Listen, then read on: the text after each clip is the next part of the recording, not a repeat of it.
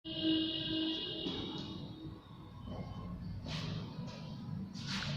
हम औद्योगिक क्रांति के कारण के बारे में समझेंगे। औद्योगिक क्रांति के क्या कारण थे और औद्योगिक क्रांति के किन कारणों की वजह से और अधिक विकास बाद में देखने को मिलता है। तो औद्योगिक क्रांति अपने आप में एक महत्वपूर्ण क्रांति मानी जा सकती है, क्योंकि इससे उद्योगों का ही विकास नहीं हुआ बल्कि इसके साथ साथ जन सामान्य की सुख सुविधाओं में भी वृद्धि देखने को मिलती है। क्योंकि जो लोगों का रहन सहन जो पहले था उसमें काफ़ी बदलाव दिखाई देता है और कृषि करने के जो नए नए तरीके में वृद्धि होती है, जिससे कि उत्पादन में वृद्धि होती है और परिवहन के जो साधन थे उनमें भी विकास दिखाई देता है। क्योंकि जब लोग अधिक बेरोजगार थे और उनको रोजगार देने की भी समस्या पैदा हुई, तो किस प्रकार से उनको कार्य में लगाया जाए, तो इस प्रकार उद्योगों को बढ़ावा मिलता है और उद्योगों के बढ़ावे मिलने से लोगों की जो बेरोजगारी की समस्या थी वो भी दूर होती है और मशीनीकरण को बढ़ावा मिलता है और इससे नए नए आविष्कार भी होते हैं। औद्योगिक क्रांति का सबसे बड़ा एक लाभ ये भी था कि नवीन खोजों की तरफ ध्यान गया और जिससे कि लोगों का जीवन जो था वो काफ़ी आरामदायक बना। तो औद्योगिक क्रांति में कौन कौन सी जो कारण है उसके बारे में जानेंगे। पुनरुत्थान और भौगोलिक खोजें नंबर 1, जनसंख्या में वृद्धि नंबर 2 और रहन सहन के स्तर में वृद्धि नंबर 3। इसके बाद फ्रांसीसी क्रांति का योगदान, व्यापारी वर्ग, राष्ट्रीयता, औद्योगिक क्रांति का स्वरूप, कृषि के क्षेत्र में विकास और परिवहन एवं संचार में सुधार और उद्योग में क्रांति, आर्थिक सिद्धांत एवं नीति। तो ये महत्वपूर्ण बिंदु है जिसके बारे में हम विस्तार से अभी इस प्रकाश डालेंगे। तो पहला जो है पुनरुत्थान और भौगोलिक खोजें। पुनरुत्थान के कारण मानव में नूतन उत्साह एवं प्रेरणा का जागरण हुआ। जैसे कि हमने पुनर्जागरण काल में देखा कि किस प्रकार से लोगों में नवी जागृति आती है और जो लोग हैं वो अधिक से अधिक अपने जीवन में उन्नति करना चाहते हैं और पुरानी विचारधाराओं का त्याग करते हैं। तो इससे जब लोगों में शिक्षा का प्रचार प्रसार हुआ तो बौद्धिक विकास भी हुआ और बौद्धिक विकास होने से ये लाभ हुआ कि लोगों की जो मानसिक स्थिति थी उसमें सुधार हुआ और इससे क्या है, एक आगे बढ़ने की प्रेरणा भी लोगों को प्राप्त हुई। इसके बाद भौगोलिक खोजें। भौगोलिक खोजों के कारण यूरोपवासी एक दूसरे के संपर्क में आए। जब भौगोलिक खोजें हुई तो यूरोप, पहले तो क्या है, लोगों का ये विचार था कि ये हमारे देश ही तक सब कुछ सीमित है, लेकिन जब समुद्र के माध्यम से, स्थल के माध्यम से जब लोग एक स्थान से दूसरे स्थान पर भ्रमण करने लगे तो इससे क्या हुआ कि लोगों को और अधिक जानकारी प्राप्त हुई और प्राकृतिक विविधता और उनकी के बारे में अधिक से अधिक मालूम हुआ। तो दूर संपर्क में आए, अनेक मशीनों एवं यंत्रों का भी निर्माण देखने को मिलता है। अनेक मशीनें और यंत्रों का निर्माण हुआ क्योंकि अब जब लोग को ये अपना क्षेत्र विशेष के बारे में जानकारी प्राप्त हुई तो वहाँ से जो प्राप्त जो पदार्थ थे या जो भी चीज़ें वस्तुएं प्राप्त हुई तो उनको किस प्रकार से यूटिलाइज किया जाए या उनका उपयोग किया जाए, इसकी तरफ विशेष ध्यान दिया जाने लगा और इससे क्या हुआ कि इसका रिजल्ट हमें देखने को मिलता है कि उद्योगों का विकास होता है और क्रांति, उद्योग क्रांति को बढ़ावा मिलता है। जनसंख्या में वृद्धि। दूसरा कारण ये है कि जनसंख्या यानी पॉपुलेशन में ग्रोथ हुई। अधिक से अधिक जनसंख्या बढ़ने के कारण लोगों को सामानों की भी जरूरत अधिक पड़ने लगी, क्योंकि उनको दैनिक उपभोग में की जाने वाली वस्तुओं की पर्याप्त मात्रा भी आवश्यक महसूस की गई कि अधिक से अधिक उत्पादन किया जाए। तो तो उत्पादन जो हाथों से होता था उससे जो संभव नहीं था, इसके लिए मशीनों का सहारा लिया गया, क्योंकि मशीनें कम समय में अधिक से अधिक वस्तुओं को बनाने में की क्षमता रखती हैं। तो इसीलिए मशीनीकरण को बढ़ावा मिला, और जिसका कारण था जनसंख्या दबाव।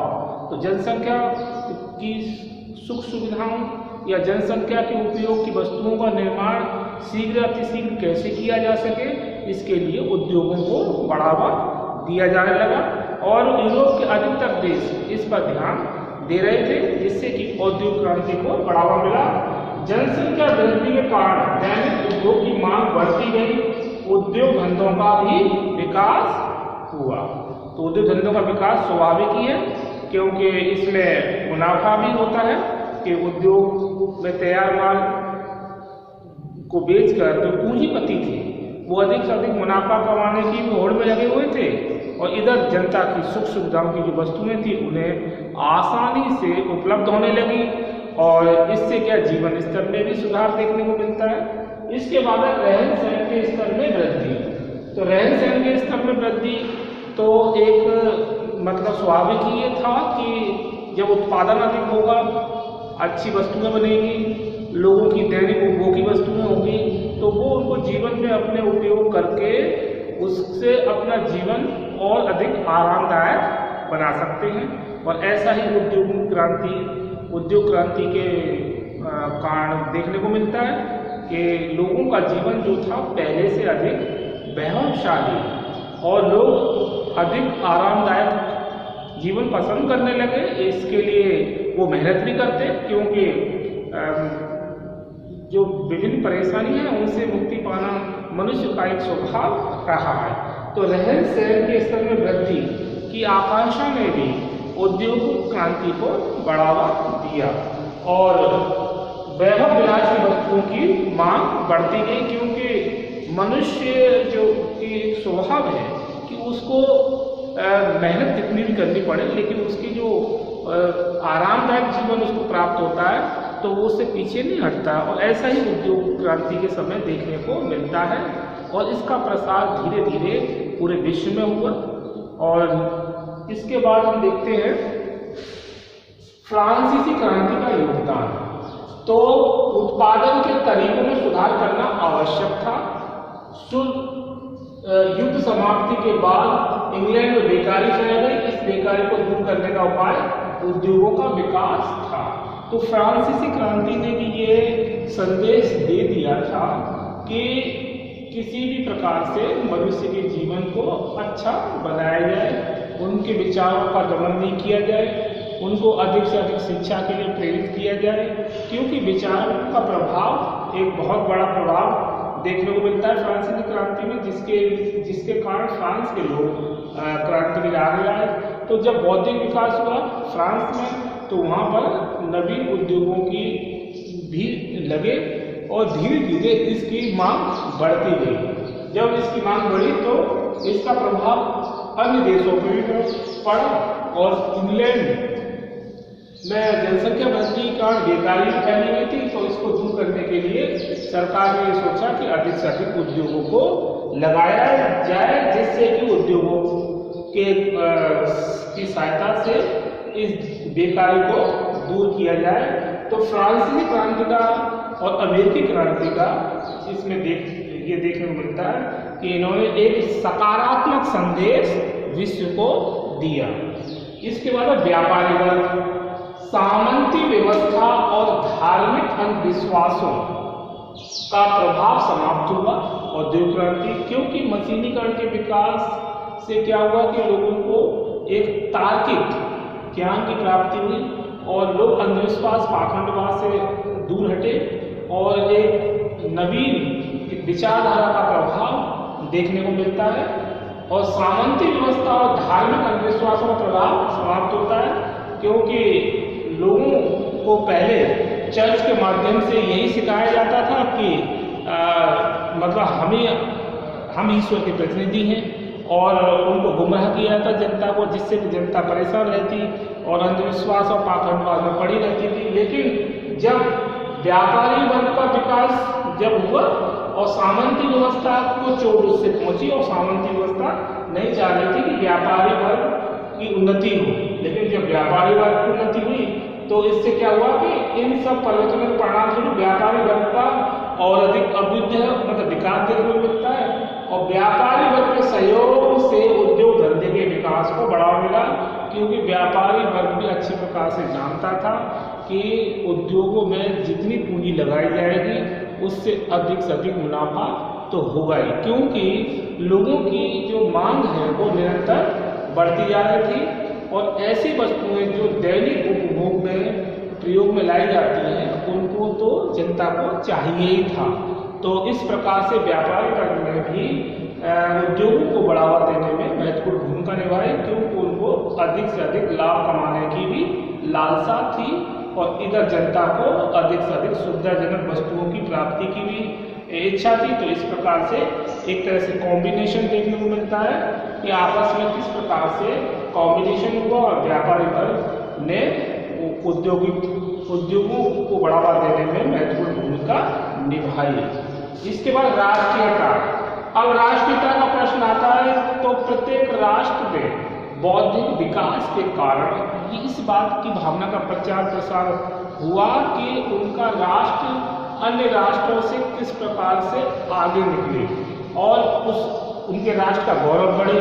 तो इसके लिए एक होड़ सी लग गई कि प्रतिस्पर्धा जैसी स्थिति कि हमारा राष्ट्र सर्वश्रेष्ठ, फ्रांस कह रहा है कि इंग्लैंड से हम श्रेष्ठ और इंग्लैंड कह रहा है फ्रांस से हम श्रेष्ठ। तो इस प्रकार से यूरोप में बहुत सारे देशों में एक होड़ मच गई कि हमारा देश आगे निकले और वो उच्च शिखर पर पहुंचे।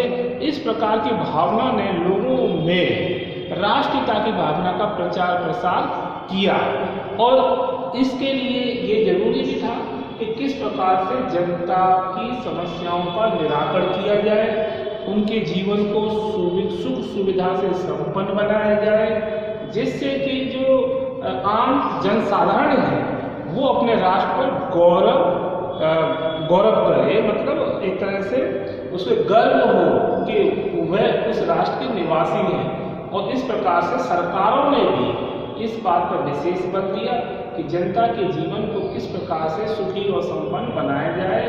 इससे क्या है कि जनता और सरकार यानी प्रशासन के मध्य अच्छे संबंध स्थापित हुए और इस प्रकार देखने को मिलता है कि अधिक से अधिक उद्योगों को बढ़ावा दिया जाने लगा और इस राष्ट्रीय भावना ने भी उद्योगों के विकास में महत्वपूर्ण भूमिका निभाई। इसके बाद है औद्योगिक क्रांति का स्वरूप। तो औद्योगिक क्रांति का स्वरूप जब उद्योगों को बढ़ावा मिला तो उसका स्वरूप हमें विभिन्न रूपों में देखने को मिलता है। जैसे हम देखें तो कृषि के क्षेत्र में विकास, दूसरा परिवहन संचार में सुधार और उद्योग में क्रांति और आर्थिक सिद्धांत एवं नीति। तो औद्योगिक क्रांति का स्वरूप विभिन्न क्षेत्रों में हुए औद्योगिक विकास से स्पष्ट हो जाता है। मतलब विभिन्न क्षेत्रों में औद्योगिक विकास से क्या हो जाता है, स्पष्ट हो जाता है। ये क्षेत्र इस प्रकार से है। ये क्षेत्र कौन से हैं? जैसे कृषि के क्षेत्र में विकास। अब कृषि जो कि पहले परंपरागत ढंग से की जाती थी, कृषि में अधिक से अधिक उत्पादन की संभावना कम रहती थी और अकाल मतलब सूखा पड़ने पर फसलें नष्ट हो जाती थी, जिससे कि लोगों को भुखमरी का भी सामना करना पड़ता था। और नए तरीके से कृषि न करने के कारण पहले कृषि में इतना उत्पादन भी नहीं हो पाता था और मशीनों का उपयोग न होने के कारण कृषि में जो उन्नत तरीके नहीं डेवलप हो पाए थे, इसीलिए कृषि क्षेत्र में विकास इतना नहीं हुआ था। लेकिन जब औद्योगिक क्रांति होती है तो उस समय क्या था कि नए तरीके से कृषि की जाने लगी। मतलब नए नए तरीके वैज्ञानिकों ने इस बात का अनुसंधान करके कृषकों को समझाया कि आप किस मिट्टी में किस प्रकार की फसल पैदा करें और कौन सी जमीन से कम समय में अधिक से अधिक उपज प्राप्त की जा सकती है और एक ही जमीन मतलब भूमि पर अनेक फसलें भी प्राप्त की जाती है। तो जब इस प्रकार का बौद्धिक विकास कृषकों का हुआ तो इस प्रकार कृषकों के उत्पादन में भी वृद्धि हुई। फिर इसके बाद पशु अनुसंधान जो भी वैज्ञानिक थे उस पर शोध करने वाले, उन्होंने ये इस बात पर बल दिया कृषकों को कि वे कृषि के साथ साथ पशुपालन भी करें, जिससे क्या है कि उनका अतिरिक्त रोजगार या आय के साधन बनेंगे और इससे क्या है कि दुग्ध व्यवसाय को बढ़ावा मिलेगा और जिससे कि और अधिक आमदनी में वृद्धि होगी। तो इससे क्या हुआ कि कृषि करने वाले किसान थे जो उन्होंने पशुपालन को भी बड़े पैमाने पर अपनाया और पशुपालन के कारण उनकी आर्थिक आय में भी काफ़ी समृद्धि देखने को मिलती है। नए तरीके से कृषि करने से कृषि उत्पादन में वृद्धि हुई और सिंचाई के समुचित साधनों के कारण सूखा पड़ने पर भी फसलें नष्ट नहीं होती थी। इसके लिए बड़े बड़े कुएं और नहरें आदि का निर्माण करवाया गया। मशीनों का उपयोग, मशीनों के उपयोग से किसान जो पहले लंबे समय तक अकेला ही कार्य करता रहता था, वो अब उसका स्थान मशीनों ने ले लिया, जिसके कारण मशीनों से कम समय में अधिक से अधिक भूमि की जुताई, निराई, बुवाई और कटाई किया जाना संभव हो सका, जिससे कि किसानों को अधिक से अधिक परिश्रम भी नहीं करना पड़ता था और उत्पादन में भी वृद्धि हुई और कार्य भी आसान हो सका। उन्नत खाद बीज का प्रयोग करने से क्या हुआ? उन्नत खाद बीज का प्रयोग करने से उत्पादन में वृद्धि हुई, क्योंकि पहले जो किसान जो खाद और बीज का उपयोग करते थे वो इतने अच्छे नहीं थे। जब उनको प्रयोगशालाओं में बीजों की उच्च किस्म को तैयार करके किसानों को दिया गया तो किसानों की जो पैदावार में वृद्धि हुई, प्लस उसमें फसलें भी नष्ट नहीं होती थी और कीड़े और संक्रमण का भी अभाव मतलब संभावना कम रहती थी, जिससे कि किसानों को समय पर अच्छे बीज, अच्छे नस्ल के पौधे लगाने से और बागानों से और उनके कृषि कार्य से अधिक किसानों को लाभ होने लगा और औद्योगिक क्रांति के कारण कृषि क्षेत्र में पर्याप्त विकास दिखाई देता है। इसके बाद परिवहन एवं संचार में सुधार।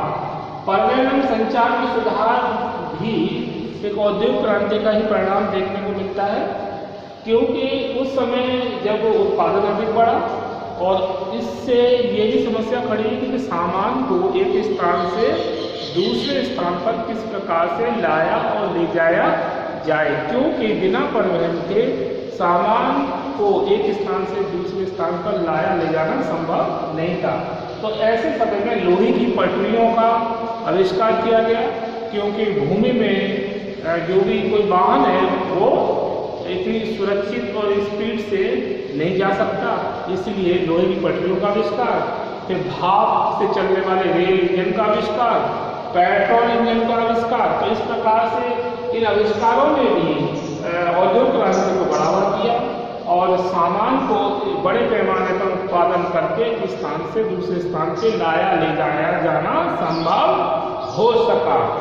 इसके बाद वायुयान की खोज। तो वायुयान की खोज अब मनुष्य जो कि भौतिक स्तर पर काफ़ी उन्नत हो चुका था और अपना नित नई खोजें करने में लगा हुआ था, तो ऐसे समय में राइट ब्रदर्स ने वायुयान की खोज की और अब ये संभव हो सका कि आप एक स्थान से दूसरे स्थान तक उड़कर भी जाया जा सकता है मशीन के माध्यम से।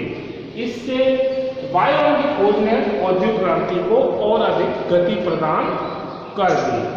इसके बाद समाचार पत्र डाक व्यवस्था भी औद्योगिक क्रांति का ही परिणाम देखने मिलती है, क्योंकि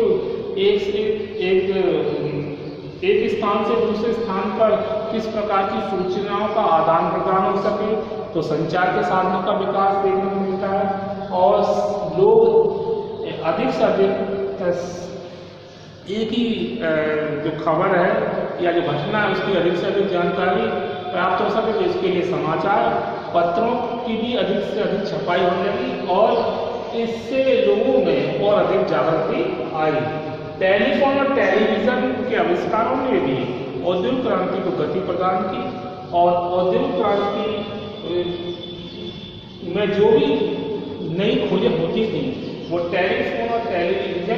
आविष्कारों ने इसको और अधिक बढ़ावा दिया कि वो लोग टेलीविजन के माध्यम से प्रत्येक वस्तु को आसानी से मतलब कोई नई खोजों को आसानी से समझने लगे थे। तो परिवहन और संचार के सुधार ने भी एक तरह से औद्योगिक क्रांति को बढ़ावा दिया और जिससे जो अधिक से अधिक व्यापारी वर्ग भी आगे आया। उद्योग में क्रांति, अब उद्योग में क्रांति, अब कंपटीशन छिड़ गया था उस समय, क्योंकि पूंजीपति वर्ग था वो इस प्रकार का प्रोडक्शन यानी उत्पादन करना चाहता था जिससे कि उसकी डिमांड अधिक से अधिक बढ़े और इसके लिए गुणवत्ता क्वालिटी पर भी विशेष ध्यान दिया गया कि वस्तु की गुणवत्ता अच्छी हो और लोगों की ज़रूरत के हिसाब से सामान का उत्पादन हो और सस्ता हो।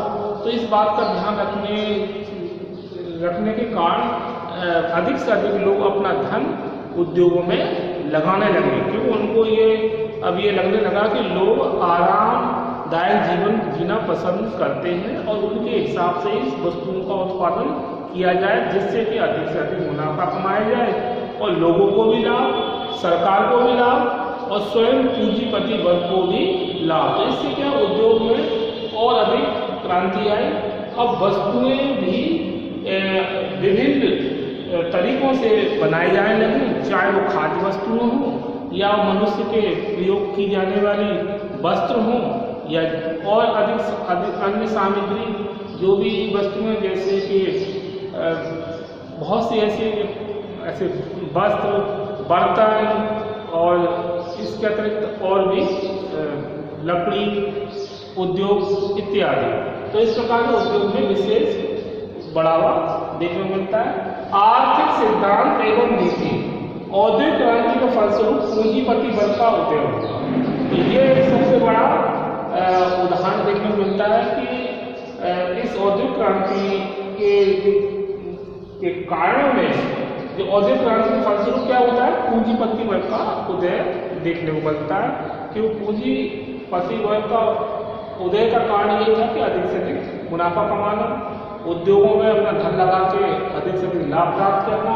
तो इससे क्या है, पूंजीपति वर्ग का उदय होता है और श्रमिक वर्ग को भी बढ़ावा मिलता है कि वो उद्योगों में काम करने के लिए श्रमिकों की आवश्यकता थी। तो राष्ट्रीय एवं अंतर्राष्ट्रीय बाजारों का विकास हुआ।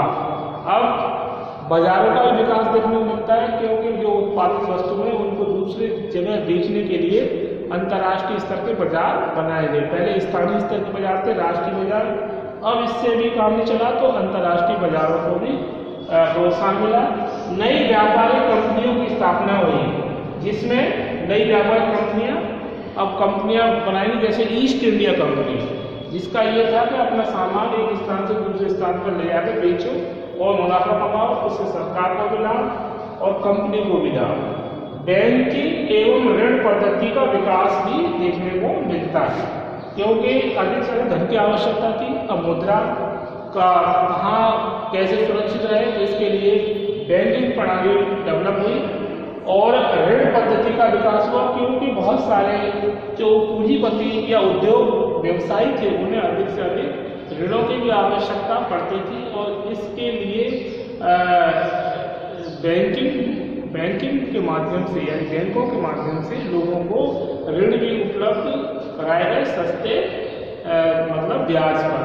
तो इस प्रकार से क्या हुआ कि आर्थिक सिद्धांत एवं नीति के अंतर्गत हम देखा किस प्रकार से राष्ट्रीय अंतर्राष्ट्रीय बाजारों का विकास होता है और नई व्यापारिक कंपनियों की स्थापना होती है, जिसमें ईस्ट इंडिया कंपनी, बैंकिंग और ऋण पद्धति का विकास।